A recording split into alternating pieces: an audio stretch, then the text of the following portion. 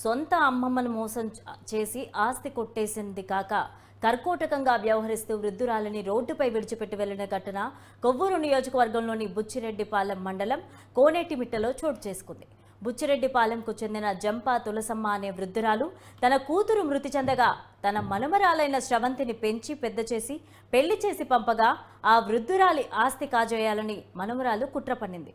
గత వారం రోజుల క్రితం ఆ వృద్ధు మహిళతో ఎంతో ప్రేమగా నటించి ఇంటికి తీసుకువెళ్లి జగనన్న డబ్బులు వేస్తున్నాడు, అందుకై వేలిముద్ర వేయాలని ఓ కార్యాలయంలో వెయ్యాలి అంటూ అమ్మమ్మను నమ్మబలికి చదువురాని ఆ వృద్ధురాలని రిజిస్ట్రేషన్ కార్యాలయంకు తీసుకెళ్లింది. తన పేరుపై ఉన్న ఆస్తులను మనవరాలు శ్రవంతి పేరు మీదకు మార్చుకుంది.